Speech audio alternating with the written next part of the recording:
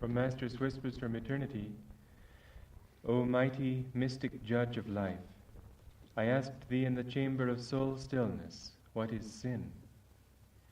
Thy dim whispers of silence grew into bright articulations of thought, and I knew the meaning of thine answer.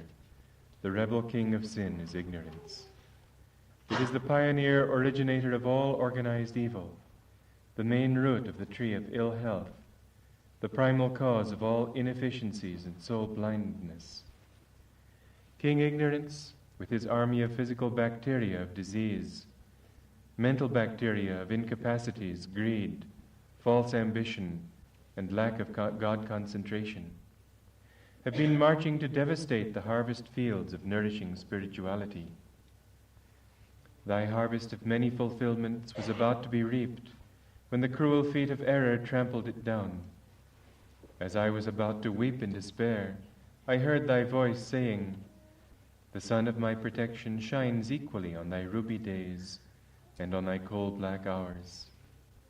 So must thou have faith and smile, for the greatest of all sins against spirit is not to be happy. Let the ripple of perpetual smiles play on thy face. Through the transparency of thy smiles, my light will come to thine aid. By being happy, thou dost please me." This is a very, very important passage. I just happened to turn the page to it. But a very important truth it is, because all of us at one time or another fall short of our ideals. And the human tendency at such times is to kick oneself, to hate oneself, to be discouraged, despondent, moody. Sometimes it's because we make a mistake. Sometimes it's because we don't reach up as high as we would like to. Sometimes it's because of the error that is so common on the path of comparing ourselves with others and thinking, well, but look how far they are and where am I? A false thought, since we don't know how far they are until we're enlightened ourselves. It's very, very hard to judge another person. He may be wonderful in some ways and not in others. His real spiritual power may be something quite other than it appears. So often on the path one sees people who are apparently doing very well, and yet what they're really doing is feeding their egos and not their devotion. And then others will be very impressed by the hours that they spend meditating and the strict discipline they impose on themselves and so on, and yet maybe they aren't advancing all that well. We don't know.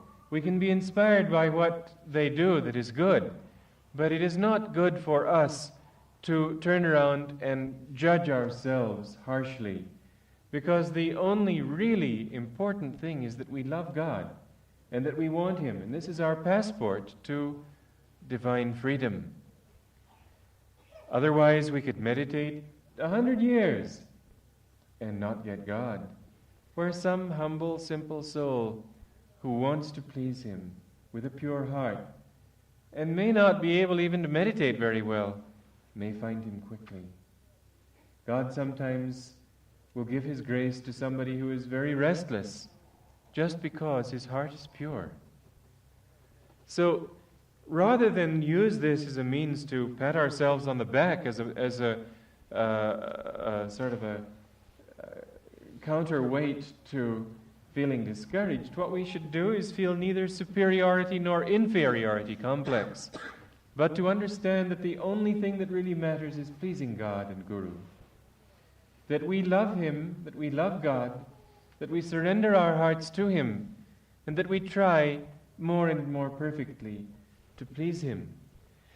But Master points out the most important thing here is that it doesn't displease God nearly so much if you can't do the right thing all the time as if you become unhappy about yourself.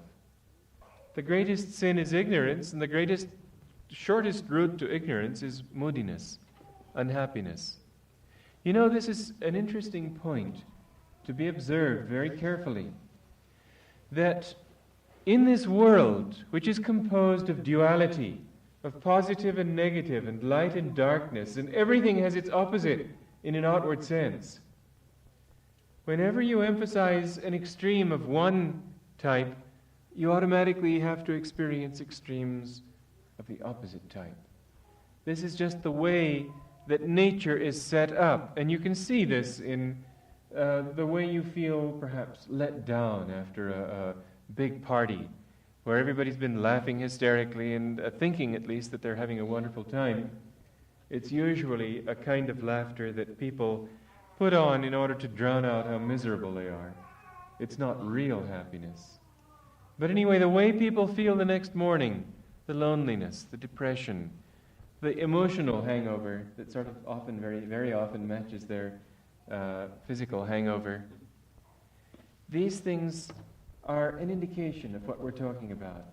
Dayamata, the present president of SRF, used to be very moody when she was a girl.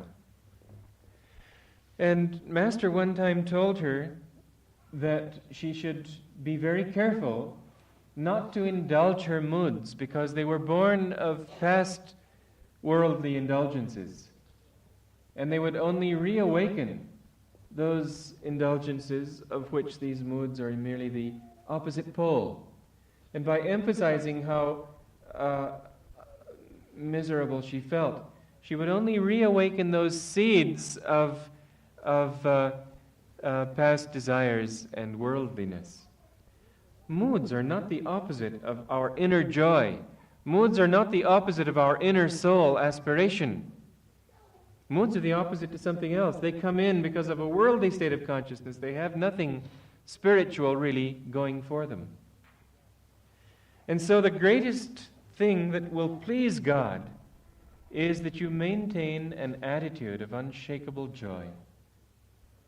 Joy is not something that comes to one when everything somehow at last seems to turn out right.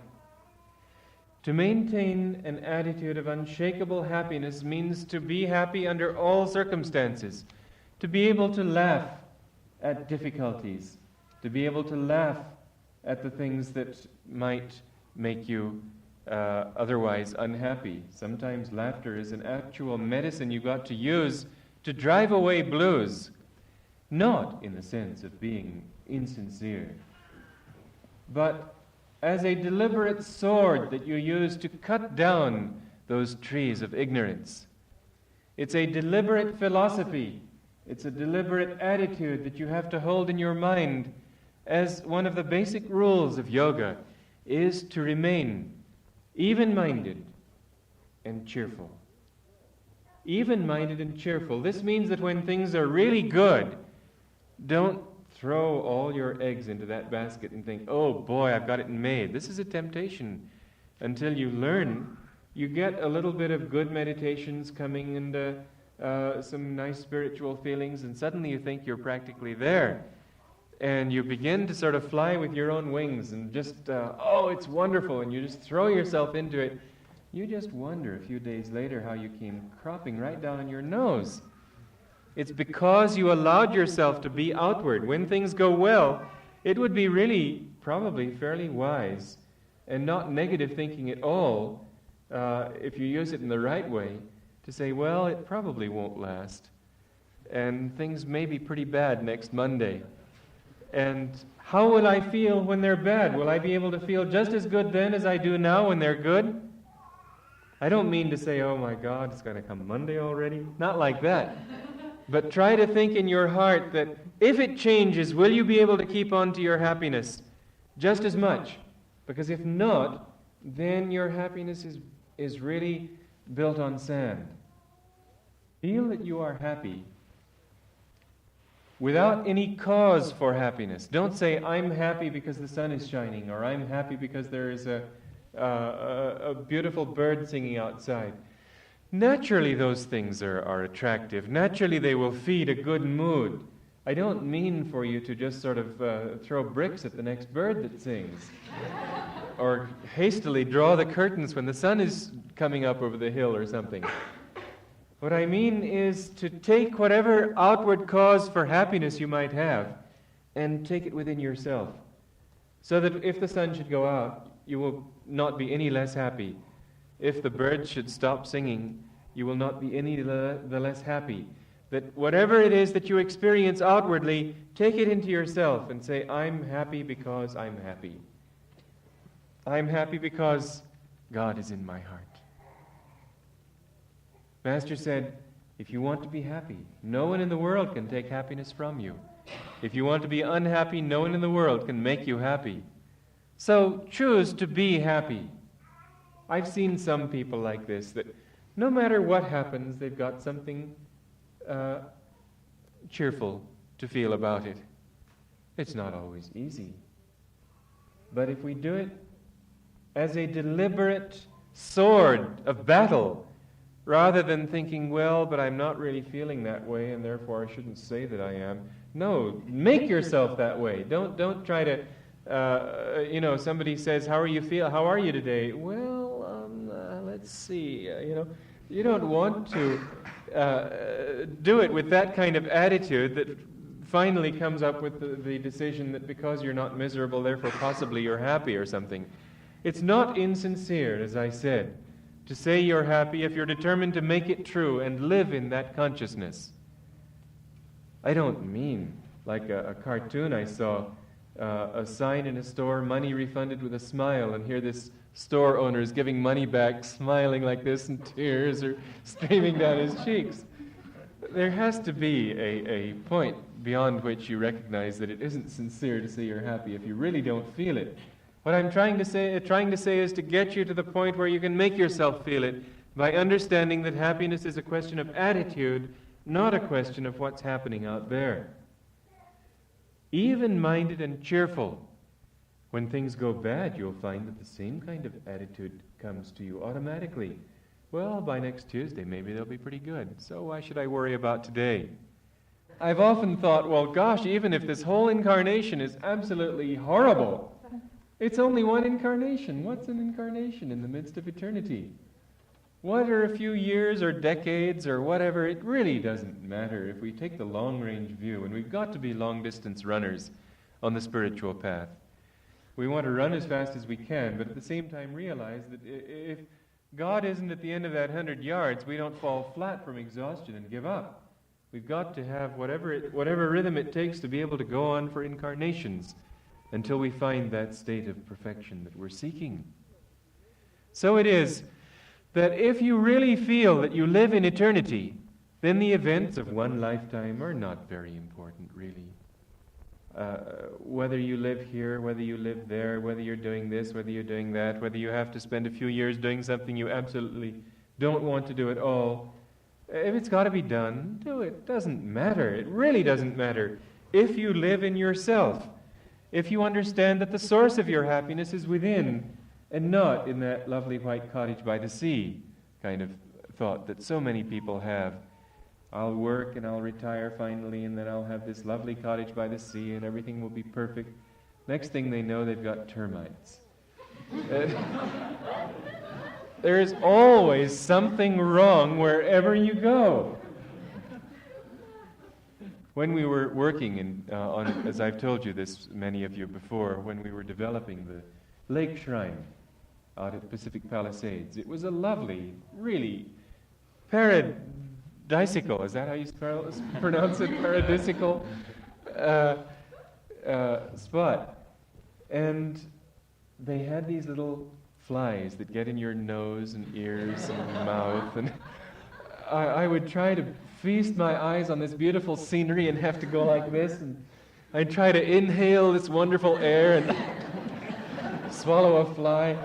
I said, Master, why is this that we have such a perfect place and it has to be ruined by these little gnats?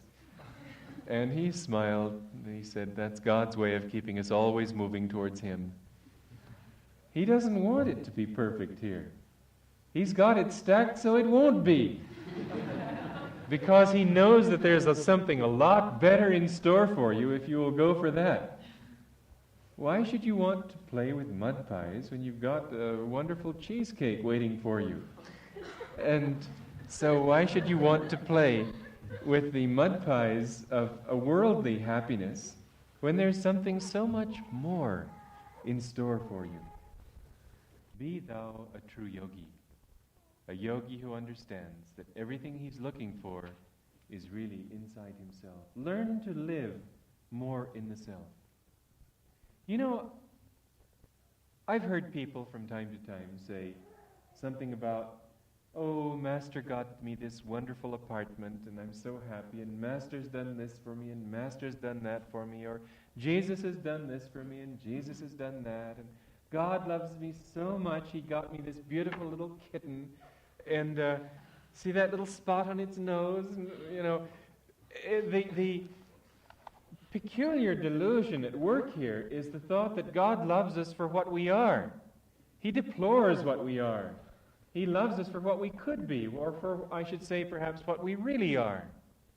Supposing you see, and I know someone in my own experience whom I'm just waiting to see grow up.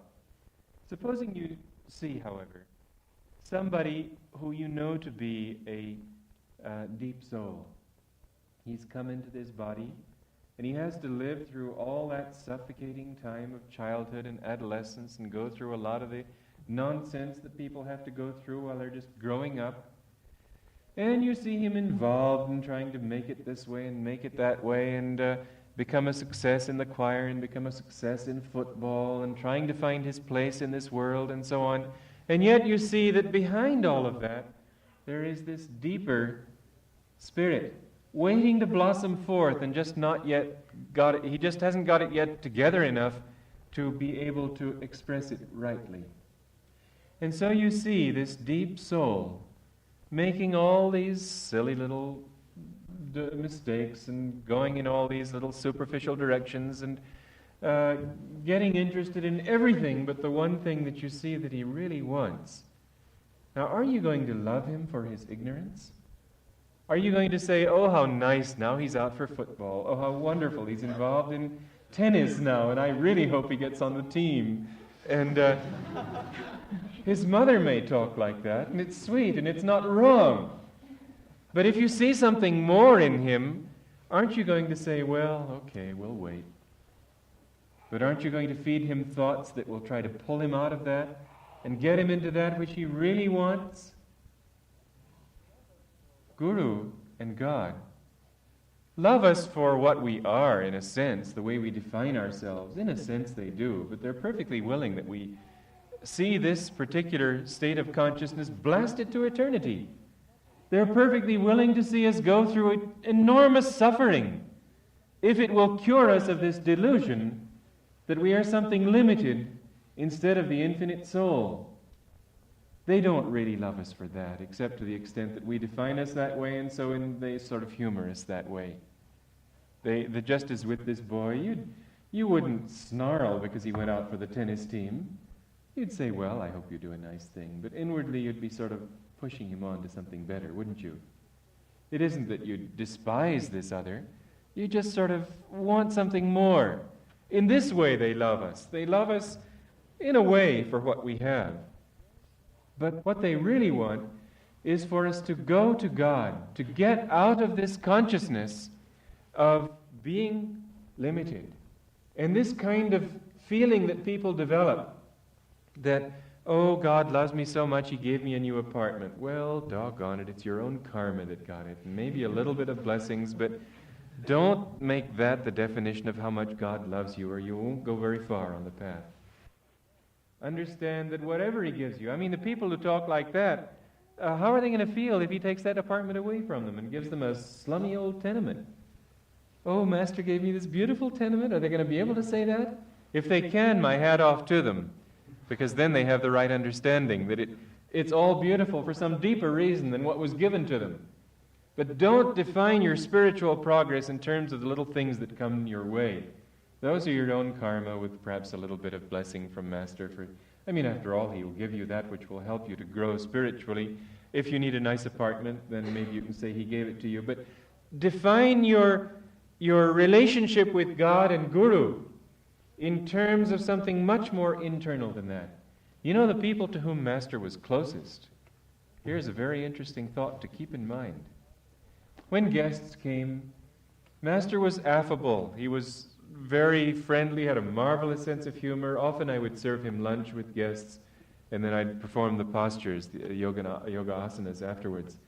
And he would be telling them stories and just being very warm, because that was the level on which they could relate to him at that time.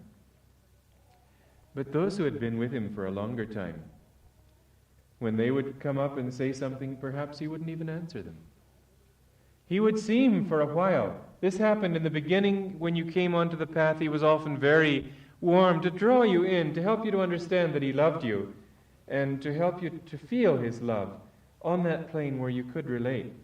But very often, if he saw that you were serious about your spiritual path, very often he would become very solemn and serious.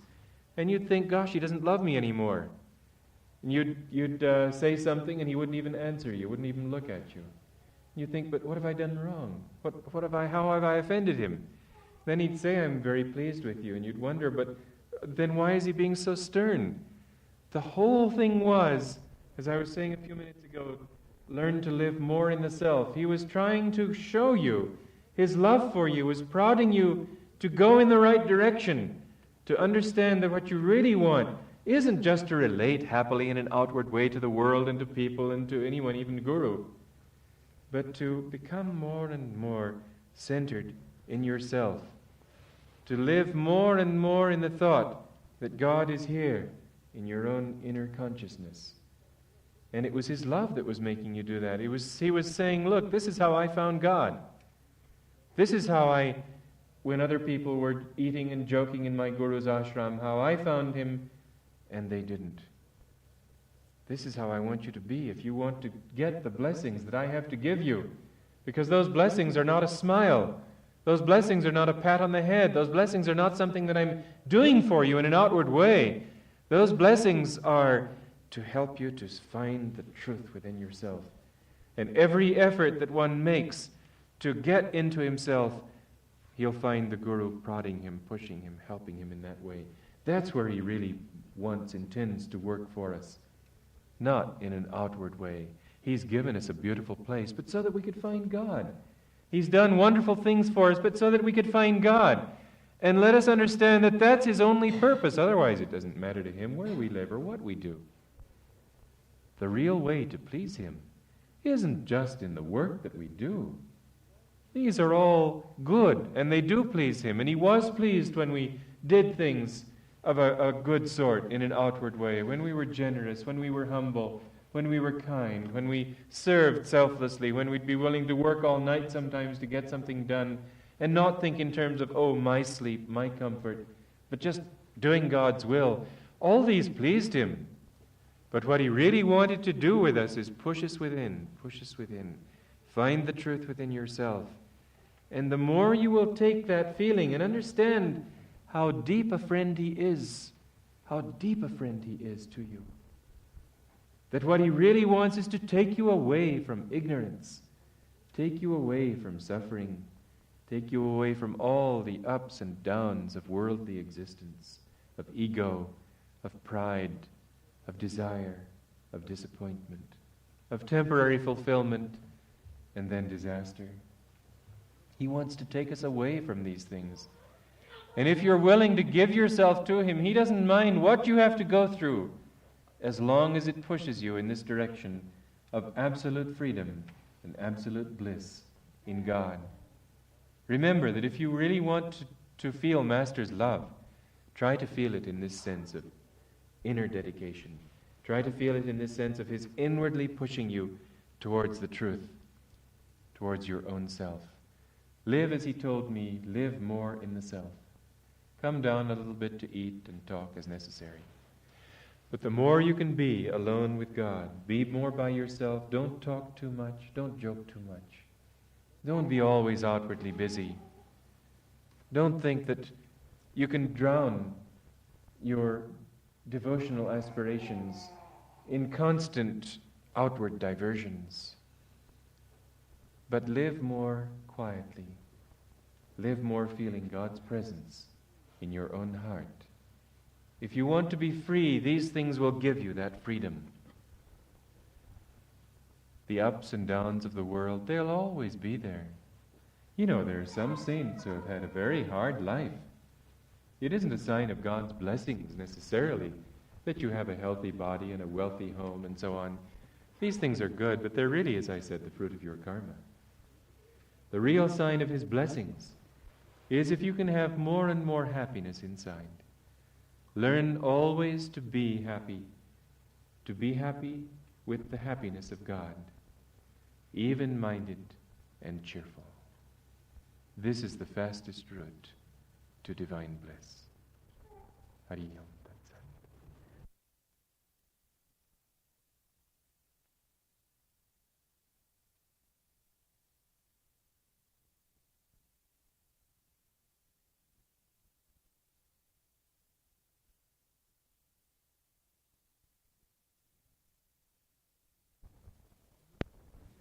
Radha and Govinda, Radha and Krishna. These are two names of people who lived in historic past, and yet they are used as symbols for universal truths. Krishna symbolizing the infinite spirit beyond creation, Radha symbolizing nature. Spirit and nature dancing together in eternal harmony, in eternal counterpoint of rhythm.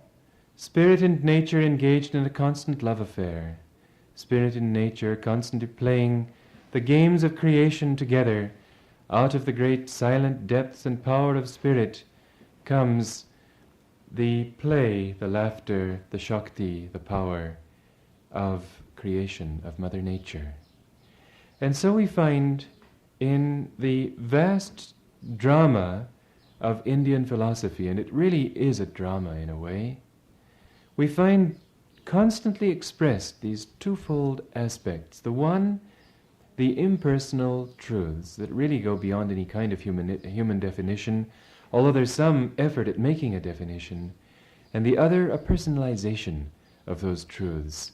A personalization that will bring it down to the human plane to make it comprehensible to the human mind. And yet, they do not take the step of saying that this human representation of the infinite is false. It isn't mythical. It too has its own reality, just as you and I have reality. In the highest sense, we are not real, or we should say we are real, but not as we seem to be. You and I seem to have bodies, minds, egos, personalities, feelings that can be hurt or excited. But underneath all of that, we are none of these things. We are the infinite playing in these shapes. Yet on this particular plane of existence they are real. So it is that in all spiritual seeking we find the absolute cosmic truths, and then we find that as we bring them down onto a human level, they take on symbolic meaning, symbolic realities, and yet realities nonetheless, not the less so for being symbols. One of these symbols engaged upon in all of Indian scriptures is the idea of yajna. Yajna means, in a sense, sacrifice. Sacrifice perhaps could be the havan, the fire ceremony that the Hindus go in for in a great way. We had a fire ceremony like that here at Ananda Cooperative Community just earlier this week, where we dedicated the place. Indians feel that there is a certain power in these fire ceremonies, these yajnas, or it's a particular kind of sacrifice. And we certainly felt it after doing this yajna here and dedicating this whole place to the Spirit. Everybody has felt, ever since then, a harmony pervading the place. It may seem superstitious to you, I don't know, we feel it to be real. But yajna, in this case we got around a fire and we cast oblations into the fire and chanted the Gayatri mantra. Om Bhur Bhuvaha Swaha Om Tat Savitur Varanyam Bhargo devasya dhimahi dhiyo yo naha prachodhayatom. And there's a tremendous power, especially when a group of people all chant this thing together. But here we have symbolically represented something that in itself is a symbol. The symbol of our offering ourselves to God is what is symbolized again in the offering of the oblations into the fire. Actually, the offering of ourselves to God is a symbol too, because who is to offer what to whom? We are God. Not we, this ego, that would be preposterous, but the infinite is the only reality, and that is our reality. So who is there to offer what? God offering God to God, this is what it amounts to, and how can there be an act of offering when there can be no act? In the highest Vedantic sense. But on these, just as when you have electricity coming from a dynamo in the city, and it steps the electrical force down through transformers to the point where your little electric light bulb with only 110 volts current possible to it is able to take this current without being blown out. Similarly, we find that in the case of man, many of the actions that non-religious people may think of as being, well, just sort of superstitious and so on, what's the point of it? Many of these actions are very real on their own level of reality, even though symbolic on a higher level of reality. In this sense, the Indian scriptures again and again speak of the importance of sacrifice. That's not a popular word these days. We don't like to think in terms of sacrifice. We don't like to think in terms of giving up anything. We like to think in terms of enjoyment. This land is called in the scriptures of India the land of enjoyment, where people only think in terms of physical, sensual enjoyments. Not a land of austerity. But the path to truth is a path of austerity in a way. Now, what do we mean by this? Well, if we want to get back to that dynamo, we've got to trace the wire from our little electric light bulb through various transformers until we finally get to the dynamo. I'm speaking symbolically. You may just obviously look in the yellow pages and find out where it is. But if you want to get back to your source, there are no yellow pages available. You've got to trace whatever little lead you have to get back to that source. Now, here we are, engaged in observing the world around us, in attachments to little things. Well, let's use an illustration here. Supposing that you had a little money, but you wanted to make more. It would be very probably necessary for you to invest that money in order to make more. That investment would not be a sacrifice to anybody who had enough brains to see that some good might come of it. It would seem like a sacrifice to somebody who was too short-sighted. In this sense, American businessmen are said to be much better than European businessmen for the simple reason that they are willing to risk sacrificing for the sake of greater gain. Now, we're on this program not particularly concerned with material gain, but the illustration is very valid. If you want to gain anything, you will find that never, never, never can you get it without giving up something. It may be just energy. You want to become an artist, you've got to give up time. Time to practice, time to study. You've got to give up not only that, but perhaps some amount of time that you might want to spend with friends, human associations. You might have to give up going to movies and watching television in the evening. And yet, if you have a real desire to be an artist, this will not be a genuine sacrifice. It will be rather the same thing as the businessman's attitude. It will be an investment. With this consciousness, we have to understand that our thought, that everything just sort of falls into our laps easily in life, is really not that smart. Many people think that, well, I just want to take things the way they happen naturally, and forget that it takes some sort of power to make anything happen naturally, and that they too are a part of nature.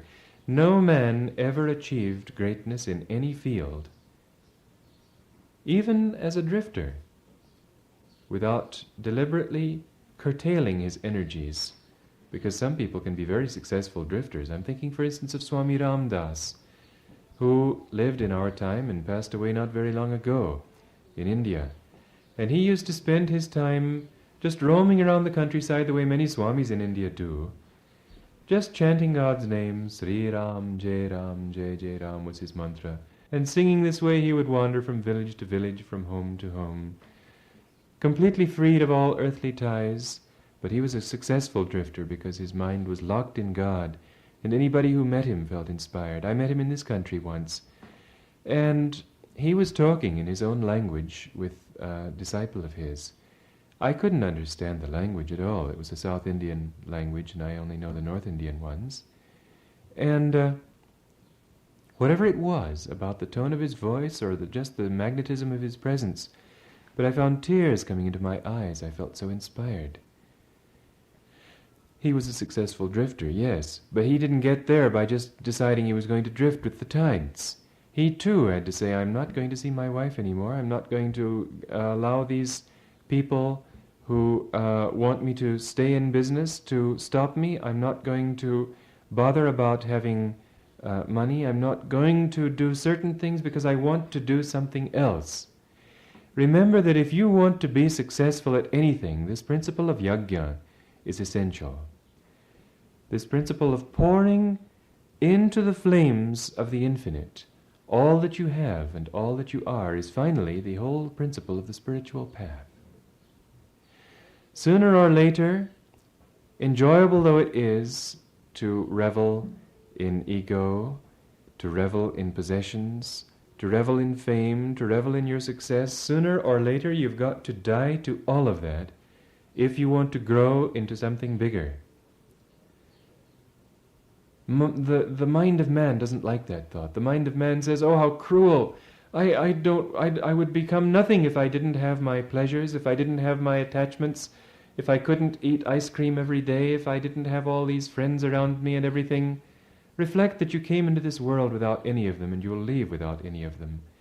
And if during your sojourn here, which lasts such a very short time, you spend your time gathering attachments instead of getting rid of them, when you leave this body, you won't be very happy.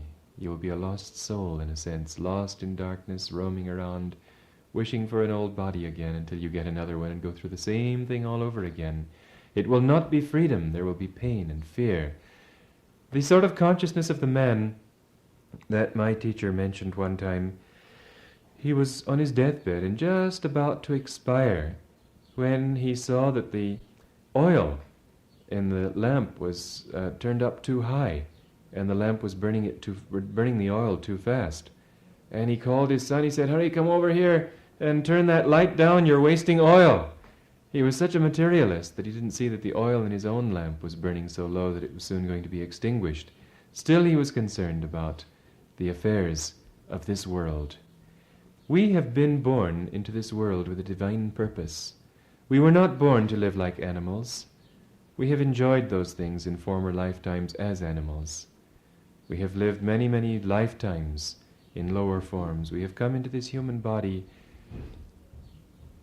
We've been given this body as an opportunity to fulfill something higher than the animalistic state, and merely to enjoy animalistic enjoyments, animalistic attachments and so on, merely to enjoy them in a sort of a more intelligent way is really cheating ourselves of our own birthright, of what we are.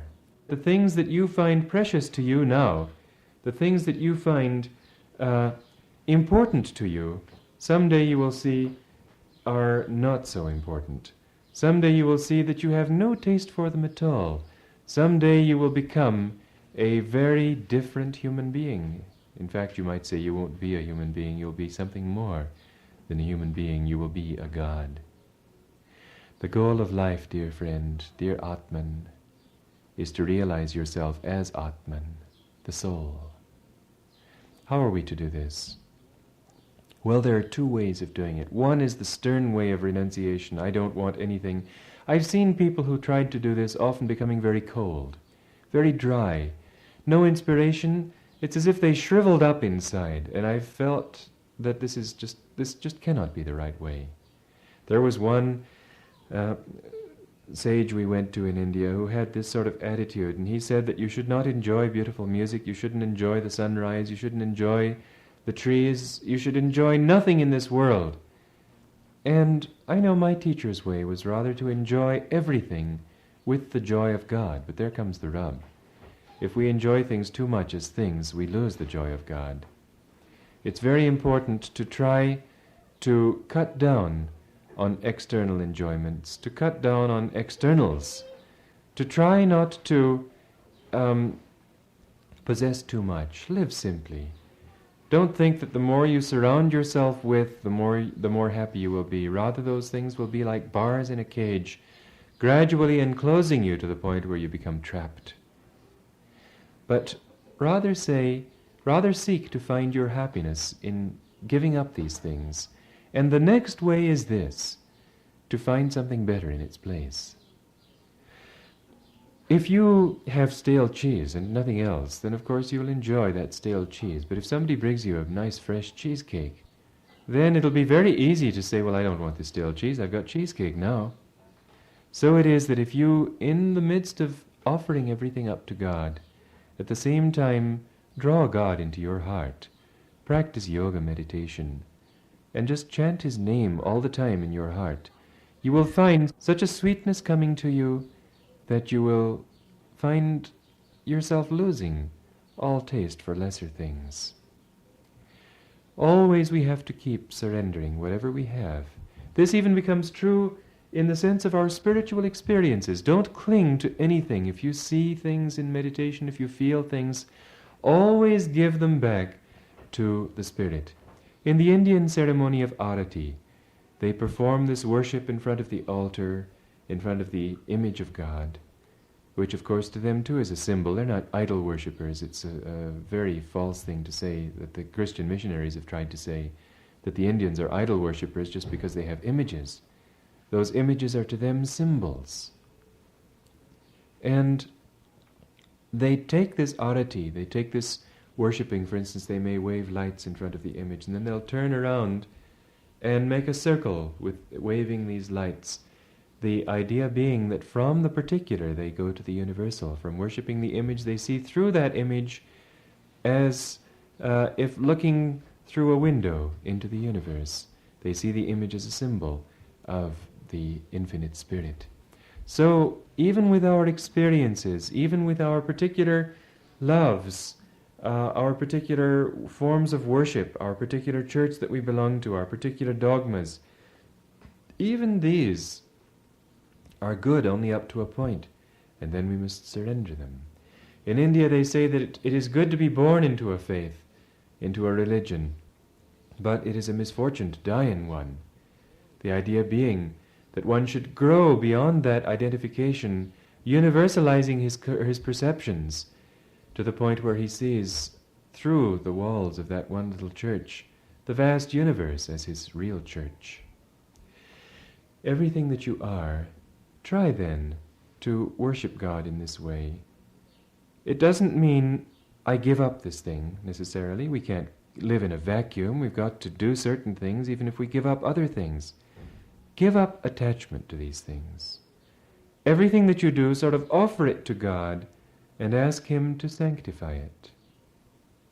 This is what we have to do then. Not to feel that in offering things to God we can no longer enjoy them. It means rather that we bring Him into our enjoyment, that we share things with Him. Everything that we do, we ought to sort of ask Him, is this what you want? Everything that we enjoy, this is what Yogananda meant when he said, enjoy it with the joy of God. Feel as if there was a silent partner enjoying this joy with you, just as you enjoy sharing things with other people. Just as you enjoy seeing something lovely, and then going out and telling your friends to come and see it too, and somehow it seems to increase your enjoyment, that others enjoy it with you. So why not bring God into your enjoyment? Why not, instead of just thinking, I've got to go and tell my friends about this thing, God is in your mind already. Why not just say, isn't it beautiful, God? Or why even think of him as just God? Think of him as mother or father or friend or beloved or anything that you like, but just sort of in your mind share your thoughts with him. Sort of open up a direct pipeline to him. We tend to have this idea that God is judging us, usually because we judge others. Usually we see in others and in the infinite what we have in ourselves. But let's get rid of this thought of judging. Let's realize that even if there seems to be judgment, it too is friendly. Even pain has its own beauties if one understands it aright. Take anything from God, and if you take it in that spirit of just sharing, just give up your ego to him. You go to a movie, I'm thinking of pain now. You go to a tragic movie and you see all the terrible suffering that people go through, and you come away saying, what a wonderful movie, I learned a lot from that movie. Why can't we do that with our own lives? Because of the attachment of our ego. Give up this ego. Always surrender it to God. Say, God, you are the doer. Enjoy through me and talk through me. The more you share your life with him in this way, the more you will find this sweetness coming into your life. Surrender everything, then, not in the sense of not doing it. Some things you have to do. Surrender things that take you away from him. And remember that sooner or later everything has to go. Everything must turn to ashes. If not deliberately in your own lifetime, then this body sooner or later will turn to ashes. You will be taken away from this world. Why not do it deliberately and consciously?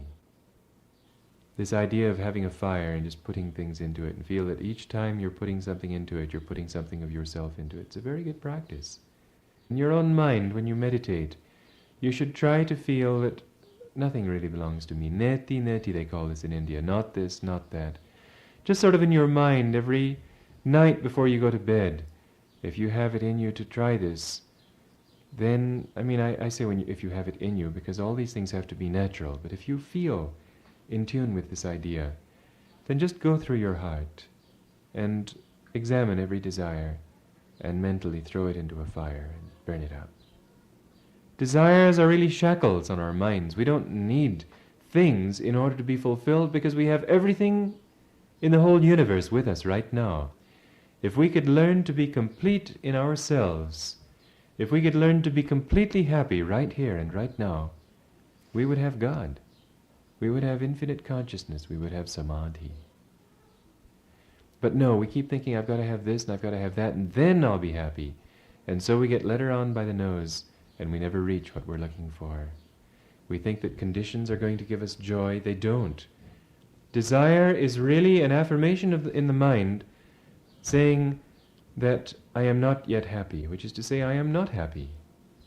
In our minds we have this vision of the happiness we'll get when we get that thing, but we don't see that side by side and just as strong, it's just that we're not looking at it as strongly, just as strong is the thought of pain, the thought of lack, the thought that I'm not happy because I don't have it. A man walks down the street perfectly content. The sun's shining and the birds are singing and he's had a wonderful day. And all of a sudden he sees something in a store window that he wants. Suddenly he feels, I've got to have that thing. And the sun is still shining, but it's not shining quite as brightly.